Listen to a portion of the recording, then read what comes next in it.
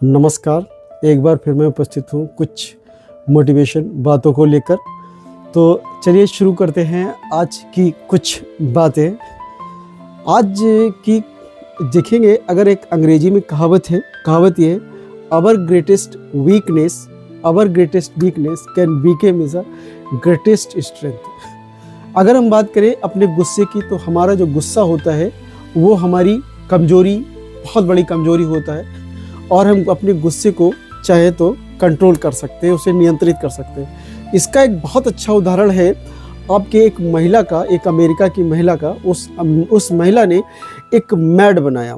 Mad मतलब एक ऐसी संस्था थी जिसकी फुल फॉर्म थी मदर अगेंस्ट ड्रंक ड्राइविंग। कहने का मतलब था, वो महिला ने एक ऐसी संस्था बनाई। ये संस्था कैसे बनी, इसके पीछे एक कहानी है। और इसके पीछे कहानी क्या है? इसके पीछे कहानी है इस एक संस्था की। कहानी थी कि एक महिला एक बार अपने बच्चे के साथ जा रही थी, और एक जो नशेड़ी ड्राइवर था उसने टक्कर मार दी और उस बच्चे की मृत्यु हो गई। जब किसी का कोई अपना प्यारा जाता है तो उससे दो बातें होती हैं। तो जिस वजह से वो छूटता है उस पर गुस्सा होता है, और आप उस पर गुस्सा होंगे। और जब कोई अपना जाता है तो हम दुखी होते हैं। तो जब उसका बच्चा मर गया तो वो बहुत दुखी हुई, और बहुत गुस्से में भी थी उस ड्राइवर का। और उसने जस्ट सडन सोचा कि मैं इस ड्राइवर को मार दूंगी, ये कर दूंगी, वो कर दूंगी। लेकिन उसने उस ड्राइवर को नहीं मारा। और पूरे अमेरिका में जो लोग शराब पीकर गाड़ी चलाते थे उनके खिलाफ एक आंदोलन किया, और एक संस्था बनाई जिसका नाम था मैड। एक संस्था बनाई, और इस मैड की वजह से अमेरिका में रूल बनाया गया कि कोई व्यक्ति शराब पीकर गाड़ी नहीं चलाता है।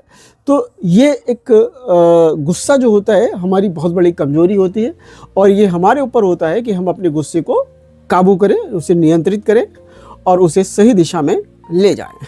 चलिए, इसी के साथ मैं एक और स्टोरी बताना चाहता हूँ। एक स्टोरी का एक मोटिवेशन बात है कि आप देखेंगे कि चाइना में एक बांस पाया जाता है, और वो बांस जो है कि अगर बांस के बारे में कहा भी ये जाता है कि बांस जो है, अगर हम बांस और फर्न की, एक पेड़ होता है फर्न और एक पेड़ होता है बांस। तो अगर हम बांस और फर्न की तुलना करेंगे तो फर्न को जस्ट सडन बोया जाता है, फर्न जस्ट सडन बड़ा लॉन्ग हो जाता है, विशाल हो जाता है, और कुछ समय में ख़त्म हो जाता है। ये फर्न की क्वालिटी है। अगर हम बांस की क्वालिटी की बात करें तो चाइना की बात करें तो चाइना में एक बांस जो होता है 4 साल तक आप उसे खाद दें, पानी दें, अच्छी मिट्टी दें, लेकिन वो 4 साल तक उसमें कोई कोई हलचल नहीं देखी जाती।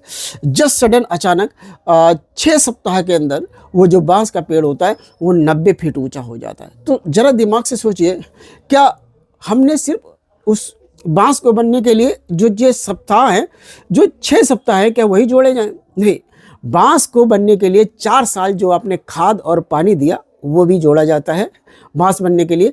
तो बांस जैसा अगर लंबा होना है और बांस जैसे अगर काम करने हैं तो आपको सतत प्रयास करने चाहिए, धीरे धीरे प्रयास करना चाहिए। ज़रूरी नहीं है कि हम एक बार में सफल हो जाएं। हो सकता है कि आपने पहले पढ़ा हो, आपने पहले मेहनत की हो, लेकिन वह सफलता आपको ना मिली है, लेकिन वह सफलता आपकी जोड़ी जाती है।